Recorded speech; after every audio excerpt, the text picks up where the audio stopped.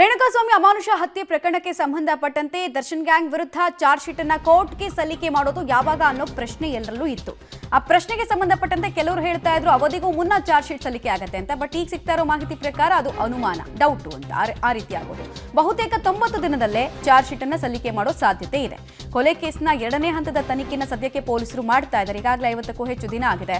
ಪೂರಕ ದಾಖಲೆಗಳ ಪರಿಶೀಲನೆಯನ್ನ ಅಧಿಕಾರಿಗಳು ನಡೆಸ್ತಾ ಇದ್ದಾರೆ. ಹೈದರಾಬಾದ್, ಬೆಂಗಳೂರು ಎಫ್ಎಸ್ಎಲ್ನಿಂದ ರಿಪೋರ್ಟ್ ಇನ್ನೂ ಬಾಕಿ ಇದೆ. ಅಂದ್ರೆ ಎವಿಡೆನ್ಸ್ ಆಕ್ಟ್ ಪ್ರಕಾರ ಕೇಸನ್ನ ಇನ್ನೊಂದು ಸ್ವಲ್ಪ ಸ್ಟ್ರಾಂಗ್ ಮಾಡೋದಕ್ಕೆ ಎಫ್ಎಸ್ಎಲ್ನ ರಿಪೋರ್ಟ್ ತುಂಬಾ ಕ್ರೂಷಿಯಲ್ ಪ್ಲೇ ಮಾಡುತ್ತೆ.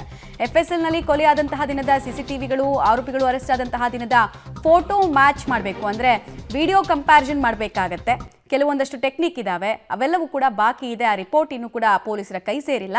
ಚಾರ್ಜ್ ಶೀಟ್ನಲ್ಲಿ ಡೇ 1 ಇಂದ ಅಂದ್ರೆ ಈ ಕಾನ್ಸ್ಪಿರಸಿ ಕೊಲೆಗೆ ನಡೆದಾಗ್ಲಿಂದ ಏನೇನಾಯ್ತು ಅನ್ನೋದನ್ನ ನೋಡಬೇಕಾಗತ್ತೆ. ಸೊ ಚಾರ್ಜ್ ಶೀಟ್ ಸಲ್ಲಿಕೆ ಯಾವಾಗ ಅನ್ನೋ ಪ್ರಶ್ನೆಗೆ ಸಂಬಂಧಪಟ್ಟಂತೆ ಇನ್ನೂ ಒಂದಷ್ಟು ಡೀಟೇಲ್ಸ್ ಲಭ್ಯ ಆಗ್ತದೆ, ನೋಡ್ತಾ ಹೋಗೋದಾದ್ರೆ ಡಿ ಗ್ಯಾಂಗ್ನಿಂದ ರೇಣುಕಾಸ್ವಾಮಿ ಕೊಲೆ ಕೇಸ್ಗೆ ಸಂಬಂಧಪಟ್ಟಂತೆ ಚಾರ್ಜ್ ಶೀಟ್ ಸಲ್ಲಿಕೆ ಅವಧಿಗೂ ಮುಂಚೆ ಆಗೋದು ಅನುಮಾನ. ಕೋರ್ಟ್ಗೆ ಒನ್ಸ್ ಚಾರ್ಜ್ ಶೀಟ್ ಸಲ್ಲಿಕೆ ಆದಮೇಲೆ ಈ ಬೇಲು, ಟ್ರಯಲು ಇನ್ನಷ್ಟು ಫಾಸ್ಟ್ ಆಗ್ತಾ ಹೋಗೋದು. ಬೇಲ್ ಸಿಗುತ್ತಾ ಇಲ್ವಾ, ಭವಿಷ್ಯ ಏನು ಅಂತ. ಹೈದರಾಬಾದ್ ಹಾಗೂ ಬೆಂಗಳೂರು ಎಫ್ಎಸ್ಎಲ್ ರಿಪೋರ್ಟ್ ಬರಬೇಕಾಗಿದೆ. ಎವಿಡೆನ್ಸ್ ಆಕ್ಟ್ ಪ್ರಕಾರ ಈ ರಿಪೋರ್ಟ್ಗಳು ತುಂಬಾ ಕ್ರೂಷಿಯಲ್.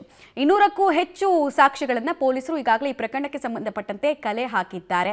ವಿಡಿಯೋ ಸಾಕ್ಷಿ, ಆಡಿಯೋ ಸಾಕ್ಷಿ, ಟೆಕ್ನಿಕಲ್ ಎವಿಡೆನ್ಸ್, ಫಿಸಿಕಲ್ ಎವಿಡೆನ್ಸು, ಮತ್ತೆ ಕ್ರೈಮ್ ನಡೆದಂತಹ ಸಂದರ್ಭದಲ್ಲಿ ಸರ್ಕಮ್ಸ್ಟೆಲ್ ಸಬ್ಸ್ಟೆನ್ಸು ಎಲ್ಲವೂ ಕೂಡ ಕಲೆಕ್ಟ್ ಮಾಡಿದ್ದಾರೆ.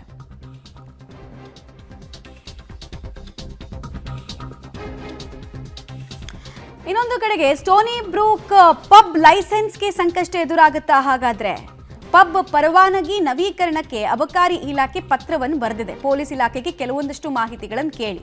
ಈ ಸ್ಟೋನಿ ಬ್ರೂಕ್ ಅನ್ನೋದು ಇಡೀ ಪ್ರಕರಣದ A10 ವಿನಯ್ ಮಾಲೀಕತ್ವದ ಬಾರ್ ಅಂಡ್ ರೆಸ್ಟೋರೆಂಟ್. ಸೊ ಇದರ ಲೈಸೆನ್ಸ್ ರಿನ್ಯೂವಲ್ಗೆ ಸಂಬಂಧಪಟ್ಟಂತೆ ಈಗಾಗಲೇ ಪೊಲೀಸರಿಗೆ ಪತ್ರವನ್ನು ಅಬಕಾರಿ ಇಲಾಖೆಯ ಅಧಿಕಾರಿಗಳು ಬರೆದಿದ್ದಾರೆ. ಸೊ ಸಂಕಷ್ಟ ಎದುರಾಗುತ್ತಾ ಅನ್ನೋ ಪ್ರಶ್ನೆ. ಪಬ್ ಲೈಸೆನ್ಸ್ ನವೀಕರಣಕ್ಕೆ ಅಬಕಾರಿ ಇಲಾಖೆ ಈಗಾಗಲೇ ಮಾಹಿತಿಯನ್ನ, ರಿಕ್ವಿಸಿಷನ್ ಅನ್ನ ಕೇಳಿದ್ದಾರೆ. ಪರವಾನಗಿ ನವೀಕರಣದ ಬಗ್ಗೆ ಅಬಕಾರಿ ಅಧಿಕಾರಿಗಳು ಕೇಳಿರುವಂತಹ ಮಾಹಿತಿಗೆ ಪೊಲೀಸರು ಕೂಡ ರೆಸ್ಪಾನ್ಸ್ ಮಾಡಿದ್ದಾರೆ. ರೆಸ್ಪಾನ್ಸ್ ಏನು ಮಾಡಿದ್ದಾರೆ ಅಂತ ಹೇಳಿದ್ರೆ ತನಿಖೆ ಇನ್ನೂ ಚಾಲ್ತಿಯಲ್ಲಿದೆ ಅಂತ ಹೇಳಿದ್ದಾರೆ. ಸೊ ಏನಾಗುತ್ತೆ ಈ ಲೈಸೆನ್ಸ್ ಭವಿಷ್ಯ ಅನ್ನೋದು ಕುತೂಹಲ. ಡೀಟೇಲ್ಸ್ ಕೊಡ್ತಾರೆ, ನೇರ ಸಂಪರ್ಕದಲ್ಲಿ ಜಾಯ್ನ್ ಆಗ್ತಿದ್ದಾರೆ ಉಮೇಶ್.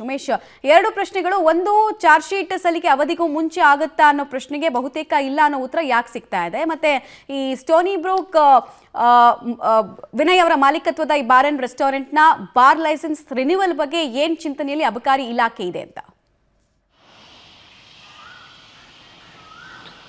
ಮಮತಾ, ರೇಣುಕಾಸ್ವಾಮಿ ಕೊಲೆ ಪ್ರಕರಣದ ಚಾರ್ಜ್ ಶೀಟ್ ಏನಿದೆ ಅವಧಿಗೂ ಮುನ್ನವೇ ಸಲ್ಲಿಕೆ ಮಾಡಲಾಗುತ್ತೆ ಅಂತ ಹಿಂದೆ ಹೇಳಲಾಗ್ತಿತ್ತು. ಅದಕ್ಕೆ ಸಂಬಂಧಪಟ್ಟ ಹಾಗೆ ಪೊಲೀಸ್ ಕಮಿಷನರ್ ಕೂಡ ಉತ್ತರ ನೀಡಿದ್ರು. ಅಂದರೆ 90 ದಿನದ ಒಳಗಡೆಯೇ ಚಾರ್ಜ್ ಶೀಟ್ ಸಲ್ಲಿಕೆ ಮಾಡ್ತೀವಿ ಅಂತ. ಆದರೆ ಈಗ ಗೊತ್ತಾಗ್ತಾ ಇರೋ ವಿಚಾರಗಳೇನೆಂದರೆ ರೇಣುಕಾಸ್ವಾಮಿ ಕೊಲೆ ಪ್ರಕರಣದ ತನಿಖೆ ಇನ್ನೂ ಸಾಕಷ್ಟು ಬಾಕಿ ಇದೆ, ಮತ್ತು ಪ್ರಕರಣದ ವಿಸ್ತಾರತೆ ಕೂಡ ಜಾಸ್ತಿ ಆಗ್ತಾ ಇದೆ ಅನ್ನೋ ನಿಟ್ಟಿನಲ್ಲಿ ಪೊಲೀಸರು ಒಂದಷ್ಟು ಅಂಶಗಳನ್ನು ಇಟ್ಟಿರುವಂಥದ್ದು. ಅದರಲ್ಲಿ ಪ್ರಮುಖವಾಗಿ ಈಗೇನು ಈಗ ಇಲ್ಲಿವರೆಗೂ ಕೂಡ 19 ಜನರನ್ನ 164 ಹೇಳಿಕೆ ಮಾಡಿರುವಂಥದ್ದು. ಸುಮಾರು 200ಕ್ಕೂ ಹೆಚ್ಚು ಸಾಕ್ಷ್ಯಗಳಿಂದ ಹೇಳಿಕೆಗಳು ಕೂಡ ಪಡ್ಕೊತಾ ಇದ್ದಾರೆ. ಅದಿನ್ನೂ ಕೂಡ ಸಾಕಷ್ಟು ಹೇಳಿಕೆಗಳು ಬಾಕಿ ಇದ್ದಾವೆ ಅನ್ನೋದೊಂದು ಕಡೆ ಆದರೆ, ಮತ್ತೊಂದು ಕಡೆ ರೇಣುಕಾಸ್ವಾಮಿಯ ಇನ್ಸ್ಟಾಗ್ರಾಮು, ವಾಟ್ಸಪ್ ಅಕೌಂಟ್ಗಳ ರಿಟ್ರೀವ್ ಕೂಡ ಈಗಷ್ಟೇ ಒಂದು 2 ದಿನಗಳಿಂದ ಅಷ್ಟೇ ಮಾಡಿರುವಂಥದ್ದು. ಅದರ ಪರಿಶೀಲನೆ ಕೂಡ ಮಾಡಬೇಕಾಗಿದೆ. ಅದರಿಂದ ರೇಣುಕಾಸ್ವಾಮಿ ಯಾರಿಗೆ ಮೆಸೇಜ್ ಹಾಕಿದ್ರು ಅಥವಾ ರೇಣುಕಾಸ್ವಾಮಿಗೆ ಯಾರೆಲ್ಲ ಬೇರೆ ಬೇರೆ ನಕಲಿ ಅಕೌಂಟ್ಗಳಿಂದ ಮೆಸೇಜ್ ಮಾಡಿದ್ರು ಅನ್ನೋದ್ರ ಬಗ್ಗೆ ಕೂಡ ಪರಿಶೀಲನೆ ನಡೆಯಬೇಕಾಗಿದೆ. ಮತ್ತೊಂದು ಕಡೆ ಈಗ ಹೈದರಾಬಾದು ಮತ್ತು ಬೆಂಗಳೂರು FSLಗೆ ಏನು ವರದಿ ಕೊಟ್ಟಿದ್ದಾರೆ, ರಿಪೋರ್ಟ್ ಕೊಟ್ಟಿದ್ದಾರೆ, ಆ ರಿಪೋರ್ಟ್ ಕೂಡ ಬರಬೇಕಾಗಿದೆ. ಆ ರಿಪೋರ್ಟ್ ಬಂದ ನಂತರದಲ್ಲಿ CCTV ವಿಜುವಲ್ಸು ಮತ್ತು ಆರೋಪಿಗಳ ಬಂಧನ ದಿನದ ಫೋಟೋಗಳನ್ನ ಕೂಡ ಮ್ಯಾಚ್ ಮಾಡಬೇಕಾಗಿದೆ. ಈ ಎಲ್ಲ ಕಾರಣಗಳಿಂದಾಗಿ ಈಗ 90 ದಿನದ ಒಳಗಡೆ ಚಾರ್ಜ್ ಶೀಟ್ ಸಲ್ಲಿಕೆ ಮಾಡೋದು ಕಷ್ಟ. ಹಾಗಾಗಿ 90 ದಿನದಲ್ಲೇ ಚಾರ್ಜ್ ಶೀಟ್ ಸಲ್ಲಿಕೆ ಮಾಡುವ ಸಾಧ್ಯತೆ ಹೆಚ್ಚಾಗಿರುವಂಥದ್ದು. ಮಮತಾ, ಆಲ್ರೈಟ್, ಧನ್ಯವಾದ ಉಮೇಶ್ ನಿಮ್ಮೆಲ್ಲ ಮಾಹಿತಿಗಾಗಿ. ಒಟ್ಟಿನಲ್ಲಿ ಚಾರ್ಜ್ ಶೀಟ್ ಸಲ್ಲಿಕೆಗೆ ಸಂಬಂಧಪಟ್ಟಂತೆ ಇನ್ನಷ್ಟು ಸಮಯಗಳು ಹಿಡಿಯುತ್ತೆ ಅನ್ನೋದು ತನಿಖೆಯ 2ನೇ ಹಂತದ ವೇಗ ನೋಡ್ತಾ ಇದ್ರೆ ಗೊತ್ತಾಗ್ತಾ ಇದೆ.